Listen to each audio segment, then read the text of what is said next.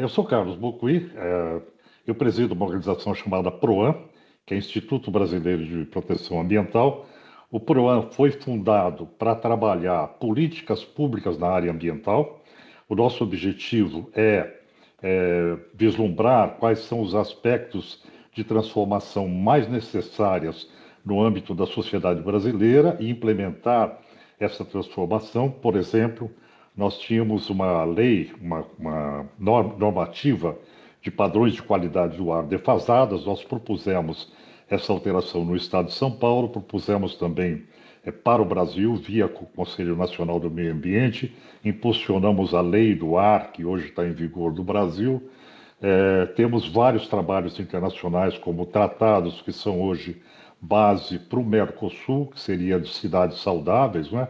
Metrópoles Saudáveis foi um programa comparativo feito pelo PROAM entre Buenos Aires, Cidade do México, São Paulo e outras metrópoles para identificar os determinantes de insustentabilidade dessas regiões urbanas, macro-regiões urbanas, e trabalhamos termo de referência para a água como direito humano fundamental, temos uma vinculação forte com a área de direitos humanos, e então o PROAM ele é um êmbolo de política pública na área ambiental no Brasil.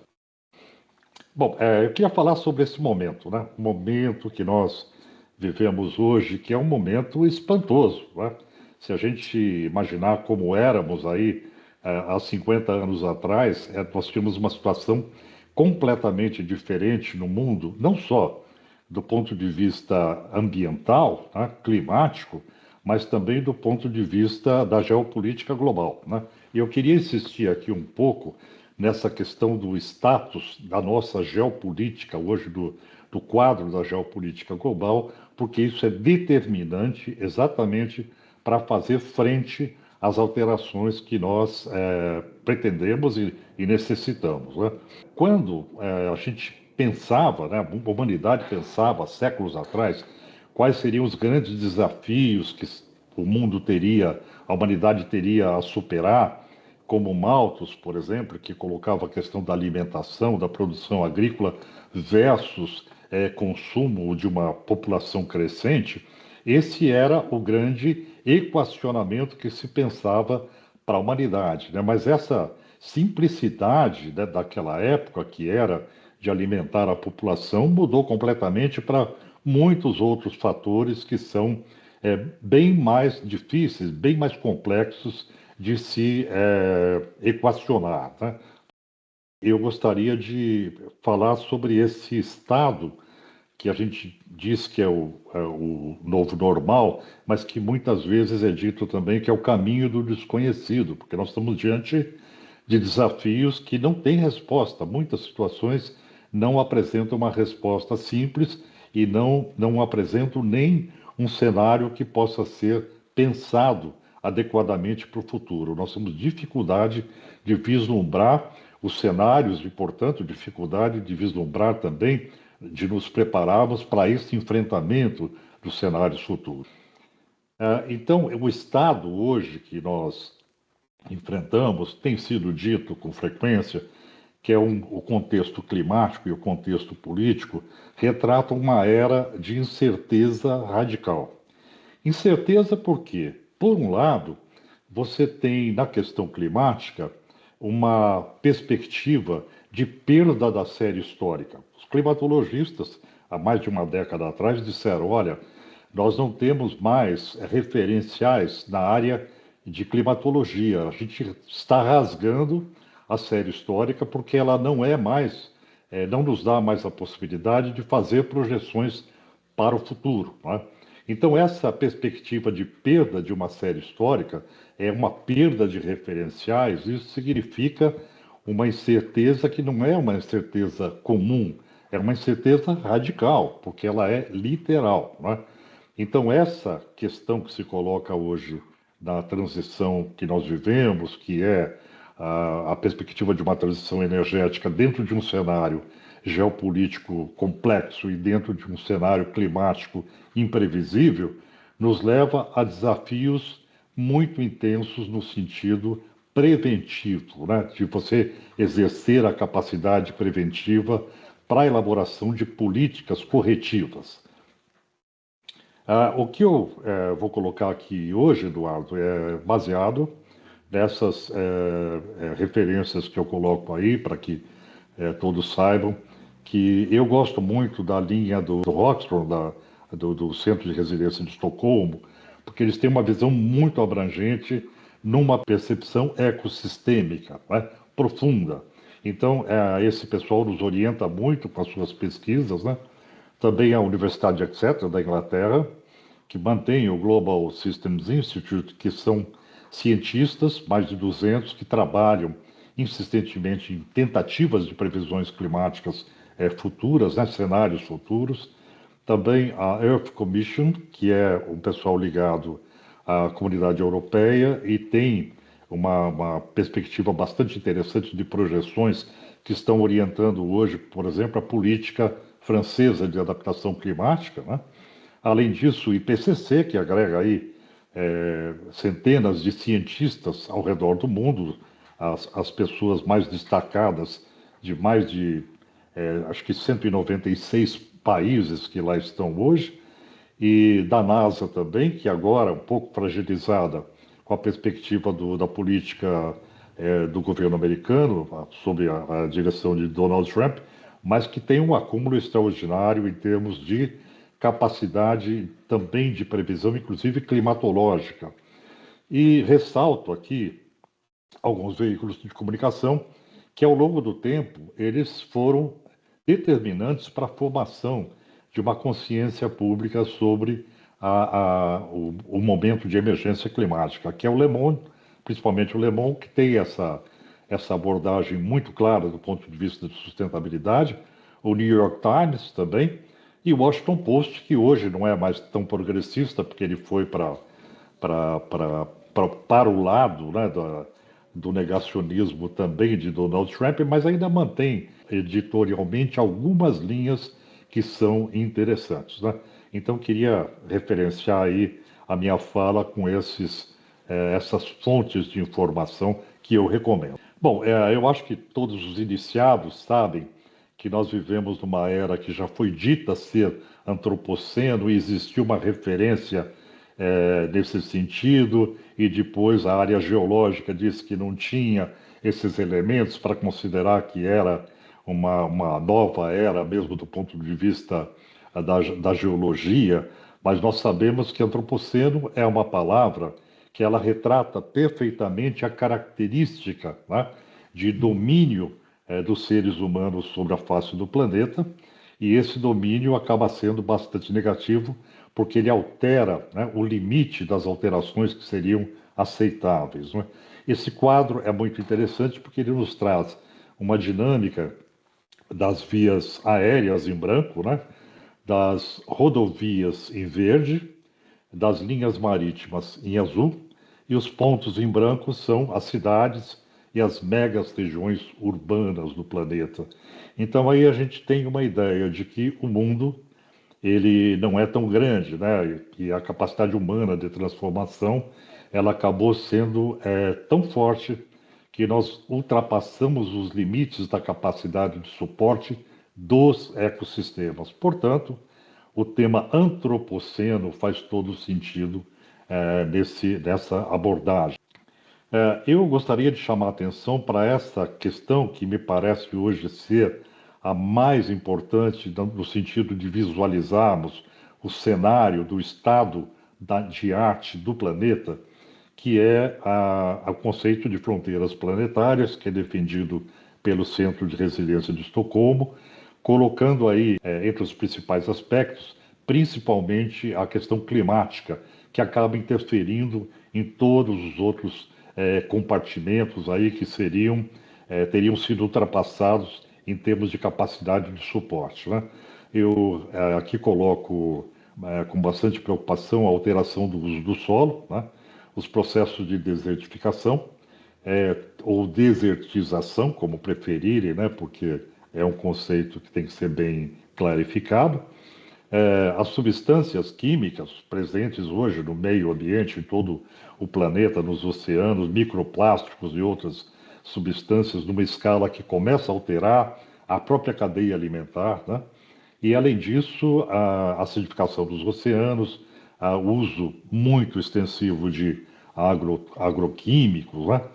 Então, eu acho que essa percepção de que a humanidade ultrapassou vários limites, está avançando nesse processo de uma forma acentuada e que isso já está trazendo problemas de impactos sérios para a humanidade, é importante para termos uma dimensão do estado da arte e podermos pensar quais seriam as políticas corretivas, não é?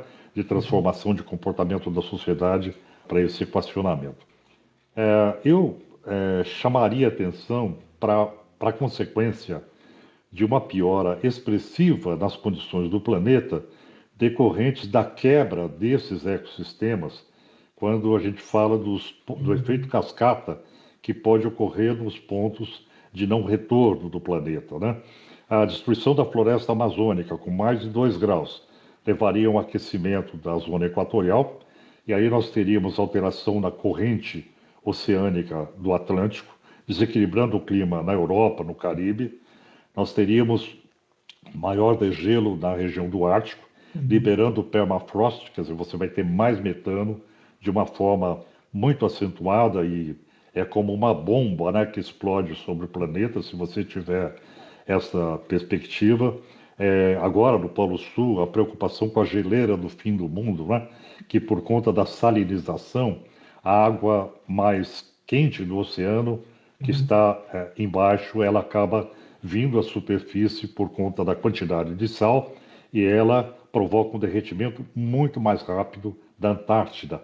E isso representa uma aceleração considerável do aumento dos oceanos e da intrusão das marés, né, das ressacas, que é o efeito aí mais imediato, mais preocupante que se tem nesse sentido.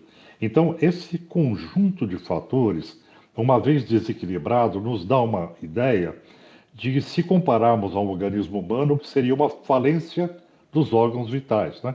Você tem a falência de um organismo que acaba afetando o outro, então você tem um efeito dominó, um efeito cascata que levaria as condições planetárias a uma situação de colapso e, portanto, a humanidade teria uma vida muito difícil, se não até a própria extinção.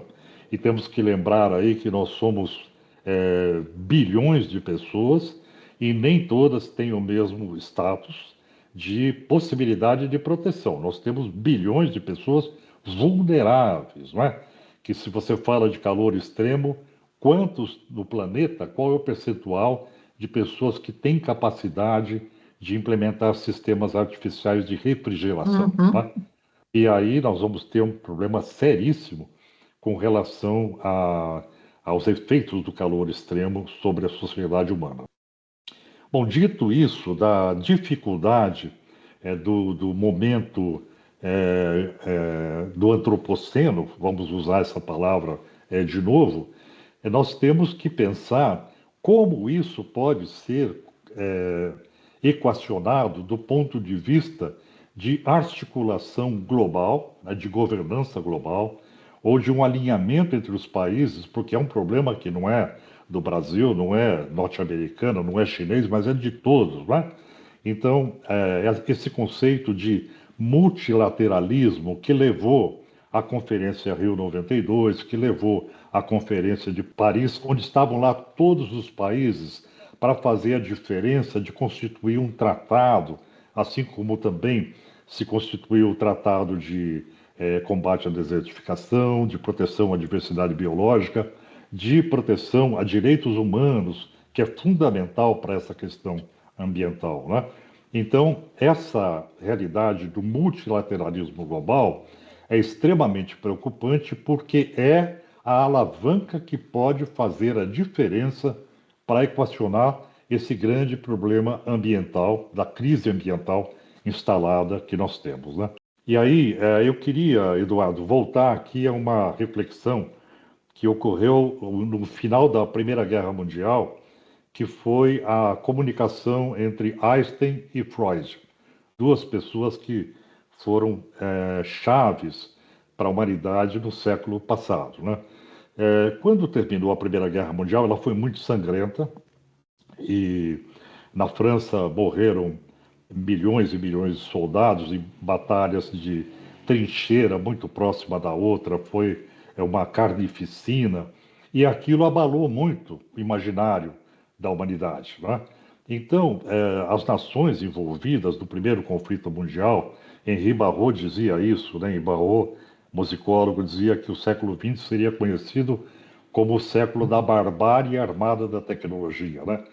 Então, essa possibilidade de uso tecnológico para armamento, para destruição, que depois vem com a construção da bomba atômica e todas as experiências que a gente sabe na primeira metade do século passado, eram preocupantes para os países. Então, a comunidade das nações, que era o êmbolo das Nações Unidas, contratou um consultor, que era Einstein, para que ele respondesse qual seria o caminho para manter a paz no mundo e para equacionar aquele problema.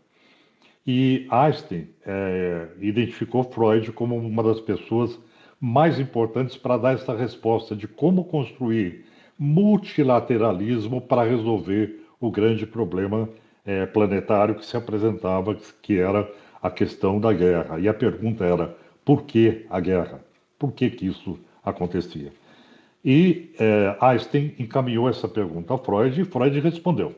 Freud disse o seguinte, que enquanto a humanidade não tivesse uma perspectiva de coalizão através de um ente que ele chamava dotado de uma autoridade moral, ou seja, ética, o mundo não teria a capacidade dessa articulação por conta da fragmentação. E Freud citava a questão do ego, a questão que é inerente, né, à competição entre as nações e entre os indivíduos, e ele projetava isso, e também num sentido mais profundo como mortido e libido, que é aquela questão de você ficar entre a pulsão da vida e a pulsão da morte, que é uma característica mais profunda dos seres humanos, né? Então, essa resposta de Freud indicava a importância de constituir uma Liga de Nações que fosse tão fortemente alicerçada em ética que ela constituiria uma autoridade moral para fazer essa gestão de um processo global, impedindo as tragédias que estavam acontecendo. Bom, posteriormente a isso, que aconteceu no início de 1930, acho que foi em 32, se eu não me engano, do século passado, nós tivemos a Segunda Guerra Mundial, porque já se desenhava, e ficou mais uma vez comprovado que era necessária essa coalizão. Então aí as Nações Unidas nascem a partir de 1946, 1947, depois da Conferência de Yalta, entre Stalin, Roosevelt e Churchill, e isso toma o corpo e acaba sendo aquilo que a gente conhece hoje por Nações Unidas, com a área de direitos humanos bastante evoluída, a área climática também, que é o IPCC, que é o Acordo Climático, que é hoje o Brasil cedia a COP30, né, que é a 30ª conferência, a partir dos apelos lá atrás de Mikhail Gorbachev, né, em 1988, ao final da Guerra Fria. Então, essa realidade, ela nos dá uma demonstração de quais seriam os caminhos ideais do multilateralismo, onde o conjunto das nações, de forma independente, poderia constituir alguma coisa que fosse transformadora e assegurasse uma gestão planetária no sentido de evitar as crises como hoje nós temos, que é a questão climática, né? Aí, isso nos leva a uma realidade que é a realidade retratada no mito de Midas, né? Midas é o mito mais interessante hoje do ponto de vista da questão climática, porque tudo que se toca vira ouro, tudo que se toca vira commodity, tudo que importa, né, é esse coração do dragão da economia, do business as usual, dos negócios como sempre foram.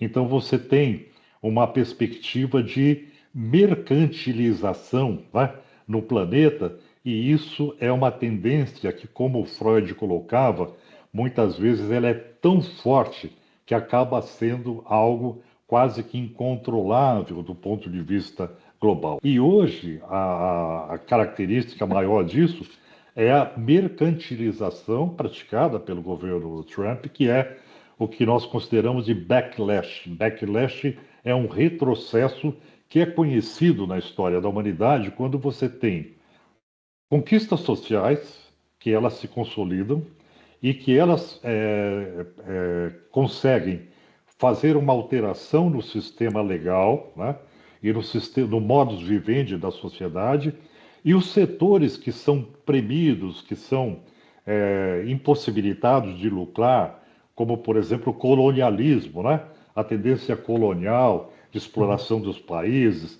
isso acaba sendo como que reprimido. Em determinados momentos, essa tendência dessas forças, elas ressurgem de uma forma muito forte. E é isso que hoje a gente chama de backlash, é um retrocesso das conquistas sociais por uma pressão econômica do business as usual, né? Do coração do dragão, como já foi dito. Então, essa realidade, ela tem que ser considerada como uma das tendências inerciais. E hoje eu coloco isso como sendo o abraço do afogado, porque o que ocorre hoje com o governo de Donald Trump é que, inexoravelmente, o mundo teria que mudar na sua capacidade de gestão da matriz energética global. Essa matriz está profundamente ligada a interesses geopolíticos armamentistas. Os exércitos são tocados a petróleo ou são tocados à energia nuclear, né? Então, na verdade, o que se diz de transição ecológica, ela afeta profundamente toda a questão armamentista também no planeta. Então, você tem uma série de confluências de forças que se veem marcadas nesse processo e com a perspectiva de você dizer o petróleo tem fim previsto para 2050, isso faz com que toda essa cadeia se mobilize para garantir a sua sobrevida. O que nós estamos assistindo hoje no governo Donald Trump não é nada mais do que esse revival, que esse ressurgimento de todas essas forças econômicas que se viram premidas dentro de avanços civilizatórios e que, para não desaparecer, elas aparecem com um estertor barulhento, não é? E é isso que nós estamos assistindo hoje na pessoa do Donald Trump, que representa essas forças com toda a tranquilidade. Ele nem esconde isso, né? Na verdade, essas forças estão dentro do governo americano, né? E aí, eu queria colocar, assim, só para exemplificar, o quanto movimentam, né, as cadeias de petróleo globais, né? E ressaltando aí que as três últimas conferências climáticas, a COP 27, 28 e 29, elas foram realizadas em países que têm características de petroestados, né? E que têm também uma característica de países autoritários, onde você não tem participação possível da sociedade civil com plenitude, né? Por própria legislação federal nesses países que restringe manifestações, né? Então, o que a gente costuma dizer é que as COPs caíram naquela velha, aquele outro mito, né, que é a raposa no galinheiro, né? Que de repente, no contexto climático global, os países que começaram a se voluntariar para sediar as conferências eram os petroestados que tinham interesse em manter a sua atividade econômica ligada à matriz fóssil, né? Aí tem os bons corações que dizem, puxa, mas isso é legal porque eles estão cheios de boas intenções e eles querem mudar, né? Há quem acredite, né?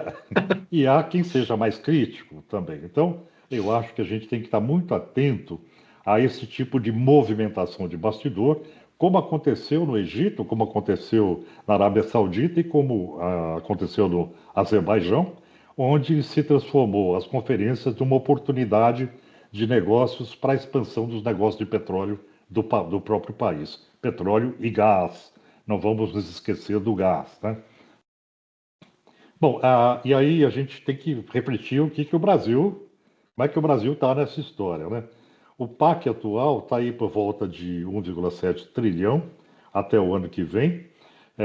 Olhando para o PAC do ano passado, nós vemos que era 1,4 trilhão até também o ano que vem, o previsto, e que desse valor, é, o valor investido em combustíveis fósseis era muito, muito, muito maior do que o valor investido em energia limpa. Então a gente percebe que essa matriz do petróleo, que essa matriz fóssil, ela ainda determina o perfil de investimento brasileiro.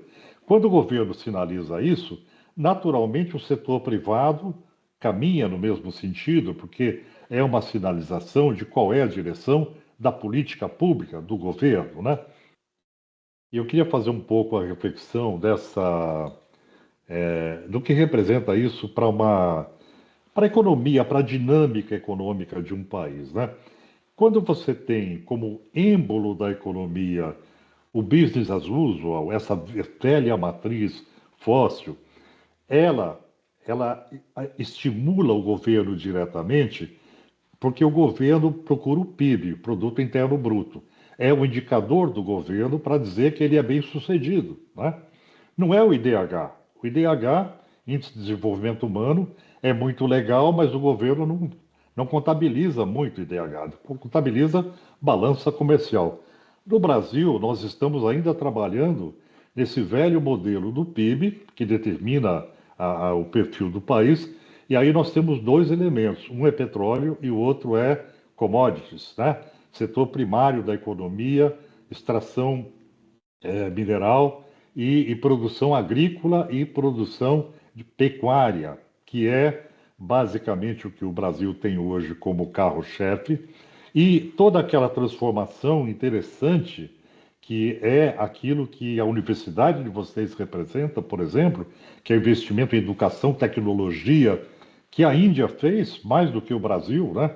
Dificilmente hoje você encontra uma universidade no cenário global que não tenha um indiano trabalhando nos computadores ou dando assessoria para o sistema de informática, né? Então o Brasil não fez esse caminho da diversificação da economia para para um modelo tecnológico mais adequado.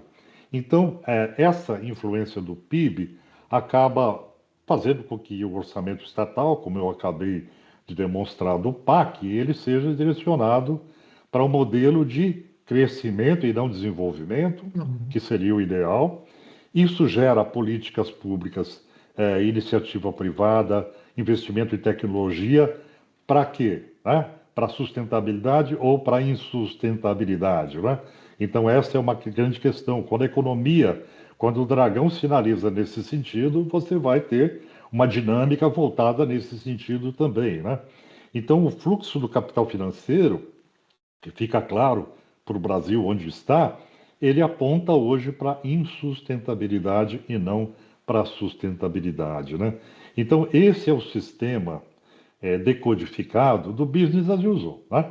Como é que isso funciona para mover um país e como isso desenha o nosso futuro, né? Então, o que seria de todo desejável uma economia com responsabilidade social, influenciando o governo para IDH, com legislação, ciência e participação social, que é extremamente importante. Teríamos boa governança, transparência, políticas públicas voltadas à sustentabilidade, né? E aí sim nós temos uma transformação do que é exatamente aquilo que se fala da transição ecológica, da transição que tanto se diz, mas onde ela está, né? Ela está no ESG, que é feito dentro das empresas, ou ela está mais alicerçada nessa questão estrutural, como o governo, como o Estado se manifesta em termos de diretrizes para alimentar essa transformação. E o ponto fundamental dessa questão é a democracia, né? Quando Montesquieu desenhava um Estado democrático de direito, ele colocava três fatores, né, de equilíbrio, que seria o executivo, o legislativo e o judiciário, que é o que nós temos no Brasil hoje. Uma democracia moderna, uma democracia criada a partir da Constituição de 1988, que é uma Constituição que, ao mesmo tempo que ela é democrática, ela é ecológica, né? Porque ela marcou definitivamente, dentro da Constituição, os princípios de ecologia que vieram da Política Nacional de Meio Ambiente, lá de 1981. Eu queria aqui, Eduardo, fazer um pouquinho dessa reflexão sobre o que nós fomos e como nós evoluímos, né? O Brasil saiu de uma ditadura militar, de uma perspectiva de devastar a Amazônia para conquistar a Amazônia, como se pensava, da Transamazônica, para um estado de saída da ditadura e como líder global na Conferência Rio 92, né? Vai explicar isso? Foi um processo extremamente veloz e o que deu origem a isso, o que alimentou isso, foi a democracia, né? Foi a abertura democrática que permitiu que o Brasil se consolidasse como uma liderança, não só em termos democráticos, mas também ecológicos. E o Brasil acabou liderando a transformação global, o início do processo de sustentabilidade, pelo menos dentro do formalismo das Nações Unidas, né? Claro que a gente teve Estocolmo lá atrás, em 72, mas a Conferência Rio 92 foi definitivamente a marca e o pontapé do processo dos tratados internacionais que nós temos em vigor hoje, né? Então, a democracia, dentro dessa constituição de um Estado democrático de direito, Sócrates definia que ela é, em essência, igualdade, porque você tem a participação social plena da sociedade em todos os assuntos que lhes interessam diretamente. Essa participação também deve ser direta. Como o Brasil se consolida hoje? Nós temos um executivo, o legislativo, o judiciário. O judiciário não planeja. O judiciário ele é recursal. Quem planeja é o governo, quem legisla é o Congresso. Então, essas duas forças são responsáveis pelo planejamento. É claro que aquilo que está já consolidado em legislação está presente nesse processo e é muito importante, mas hoje nós estamos assistindo a um legislativo que desmantela essa legislação protetiva e o executivo, para se manter com governabilidade, acaba acolhendo forças negativas para a questão da sustentabilidade. Por que isso aconteceu no Brasil, né? O que é que aconteceu com o nosso país? O setor primário, que ele é mandatório, ele é o maior responsável pelo PIB, como por exemplo o agronegócio, ele simplesmente tomou o Congresso Nacional. Ele tem 66%, quase 70% do Congresso Nacional e também do mundo político, então ele influencia também o próprio governo, o próprio executivo. Então o que nós temos hoje é um processo de democracia, mas não é um processo de igualdade.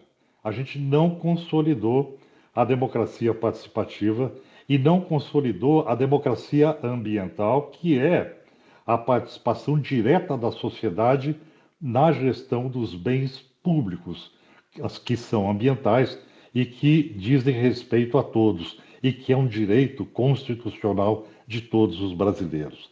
Por isso, eu insisto que a maior possibilidade que nós temos no Brasil é ganhar corpo pela sociedade dentro dos conselhos ambientais, sejam para a gestão de recursos hídricos, sejam para a gestão do meio ambiente. E aí nós temos que considerar o estado da arte, como é que esses conselhos eles se configuram hoje, né? A democracia participativa, na visão de Sócrates, da igualdade, ela significaria a possibilidade de você ter 50% mais um de um conselho que fizesse a defesa do que é público, né? Dos bens públicos, dos direitos difusos, dos direitos de quem ainda nem está aqui, das futuras gerações também. Então, para se defender sustentabilidade dentro de um processo legislativo, dentro de um processo que seja normativo, você tem que ter uma maioria comprovada daqueles que defendem a coisa pública, tá? E aí, quando você olha para o Congresso Nacional, você vê que 66% são representantes do agronegócio. E, claro, defendem o seu setorial e não defendem prioritariamente a coisa pública. Por isso que nós temos um processo de backlash, de retrocesso, também no Brasil, em decorrência dessa ascendência dos setores econômicos que são absolutamente ligados ao extrativismo e à expansão predatória no território, extensiva, né? Quando a gente olha para o CONAMA, nós vemos que lá o quadro está um pouquinho pequeno, mas em 2018 ele tinha ali a sociedade civil representada muito pequena, né? Nós tínhamos ali 17 representantes, um total de 18% do Conselho.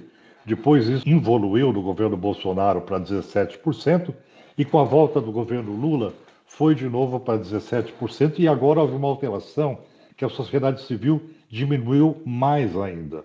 Então, quando você fala de caráter normativo, de participação social, que você agrega todos os setores, na verdade, os setores que defendem a coisa pública, a questão ambiental, estrito sensu como direito difuso, é um setor minoritário que ele pode pontuar essas questões, mas ele não é determinante em termos de decisão.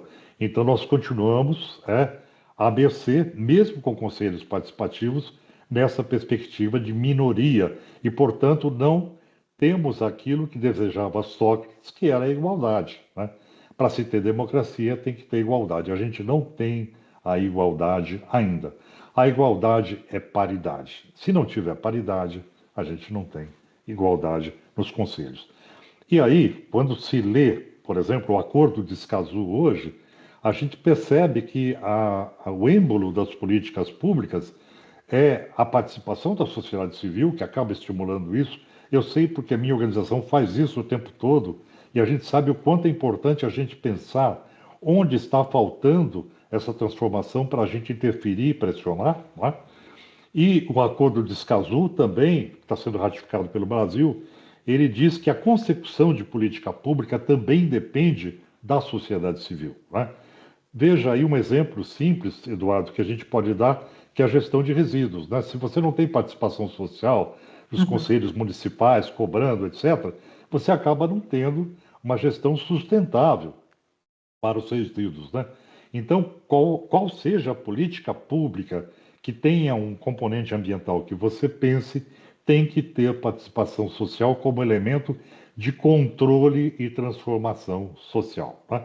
Então, aí, a minha proposta para o modelo de sustentabilidade passa por um empoderamento da sociedade, para uma transformação da sociedade de uma forma a fazer um pouco aquilo que se considera da filosofia, que é a transformação das consciências humanas, a ponto que você tenha um ponto de nivelamento de consciências que seja possível dar um salto e transformar o comportamento da sociedade, né?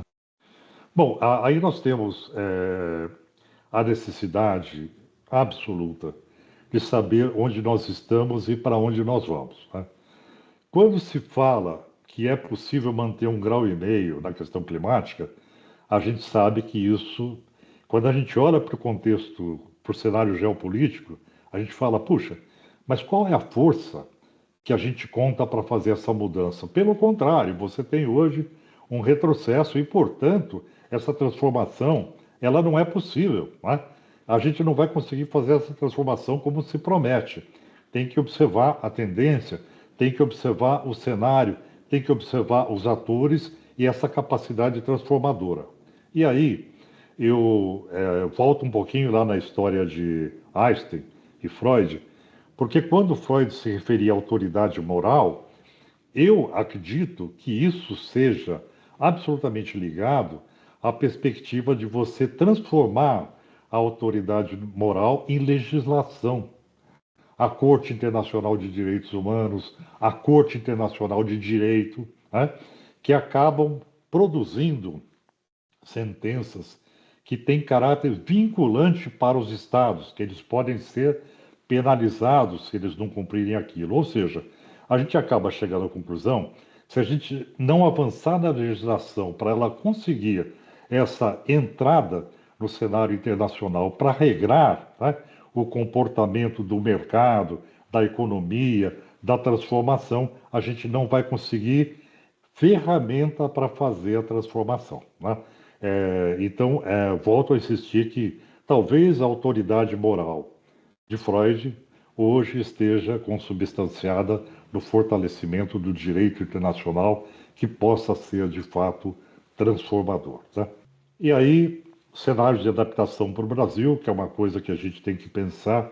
Eu me preocupo muito como morador de cidade, né, como vocês em Belo Horizonte também, e tantas outras cidades, sobre a questão do calor extremo, né? O calor extremo não é o que a gente pensa, que a gente concebe, o que a gente já viveu. O calor extremo é algo que isola as pessoas em casa, né? Os idosos. Na Europa, a assistência social passou a ser diferente. Eles têm que fazer o atendimento, levar suprimento para a casa das pessoas que não podem sair, porque se saírem vão passar mal, tá? Então é muito mais do que a gente imagina que possa ser um verão mais intenso. E eu tenho insistido nos meus artigos que a gente faça a nominação das ondas de calor, como a gente nomeia furacão, como nomeia tempestade, né? Então é muito mais fácil quando você identifica a onda de calor extremo com um nome, fala, olha, nós temos que nos proteger da, né, tal nome, né, da Maria, né? Tem que ter um nome, assim como se dá um nome para furacão, para eventos extremos em geral. Os europeus, né, os climatologistas, começaram a dar nome para as ondas de calor e são até jocosos, né, porque seria se não fosse trágico, mas, por exemplo, Cérbero, né? Cérbero era o cão que guarda a porta do inferno, né, na Divina Comédia. O outro, Caronte, o barqueiro dos mortos, né, também da Divina Comédia. Então, esses nomes começam a surgir para dar personalidade, para identificar aquele fenômeno do qual você tem que tomar cautela, né? Tem que tomar medidas para não perecer, se for o caso, né? Porque a onda de calor extremo não refrigera o organismo no período noturno, você vai ter uma falência dos órgãos. Se tiver muita umidade, não faz troca de calor, e aí os organismos começam a colapsar em 24 horas. É muito mais sério do que nós pensamos. Isso ficou demonstrado lá na Arábia Saudita com a morte de 1.200 peregrinos em Meca, né? Que ocorreu no ano passado. Quer dizer, uma coisa inusitada, né? Bom, eu sou um admirador dos franceses nesse aspecto, porque não sei se por influência dos grandes jornais franceses, do Le Monde, da política francesa, do movimento sindical, de um certo progressismo cultural, né, intelectual, acadêmico francês que todos nós conhecemos, né, o berço da liberdade, igualdade e fraternidade, que isso acaba na França sendo muito mais intenso. Os franceses, eles estão se preparando para um cenário de 3,8, 4 graus para 2100. Eles abandonaram a meta de 1,5 grau, né? Estão fazendo a adaptação climática. E aí vem uma questão muito interessante para nós. Se eu não faço essa projeção e não leio as tendências de forma adequada para o que eu devo me preparar para o futuro, eu não vou tomar as medidas necessárias. Se eu ficar achando que é 1,5 graus e que isso vai acontecer, eu não vou tomar as medidas cautelares, não vou adotar as políticas públicas de adaptação que são necessárias para fazer esse enfrentamento. Então, essa realidade, ela tem que ser clara. Eu tenho que ter uma perspectiva de cenário futuro que permita que eu comece a me adaptar, a fazer as transformações para enfrentar essa situação, né? Então, eu gostaria de chamar a atenção para esse senso de realidade, para um olhar sobre o momento geopolítico global, para olhar para a emergência climática, os pontos de não retorno e refletirmos sobre tudo isso para que a gente pense de forma muito efetiva, primeiro, na tentativa de conter o processo, segundo, na perspectiva de uma adaptação efetiva que salvaguarde as populações, especialmente as mais vulneráveis. E o Brasil tem uma característica de vulnerabilidade biofísica, bioquímica e de populações, de biodiversidade, etc. Quer dizer, nós temos que pensar nisso com seriedade, né? E temos que vincular essas questões à questão de direitos humanos. É importantíssimo se pensar que você tenha que fazer essa conexão para proteger principalmente os mais vulneráveis. Bom, então, Eduardo, aí a conclusão é que nós temos que ter consciência disso, né? Nós temos que estarmos dispostos a agir, né? E convencidos de que as nossas ações elas são necessárias e são urgentes. E o governo tem que estar convencido disso e o conjunto das nações, o conjunto do multilateralismo global também. Então, eu ressalto aqui, louvo aqui o papel da educação na pessoa do Eduardo, de tantas pessoas que estão aí fazendo essa transformação, porque é através desse aumento da consciência que nós vamos provocar a mudança de comportamento para salvaguardar a humanidade, né? Eram essas minhas considerações iniciais. Muito obrigado. Muito bom, Carlos Bocuí. Gratidão pela apresentação que você preparou para nós, não é? Quando alinhamos o tema COP30 no contexto climático e geopolítico, a gente tinha plena percepção da abrangência, né, desse tema. Como você bem destacou aí, essa situação de grande impasse civilizatório, digamos assim, com enormes retrocessos, e você nos trouxe uma perspectiva histórica também de mundo e de Brasil, né, com críticas contundentes. Pois bem, eu fico por aqui, claro.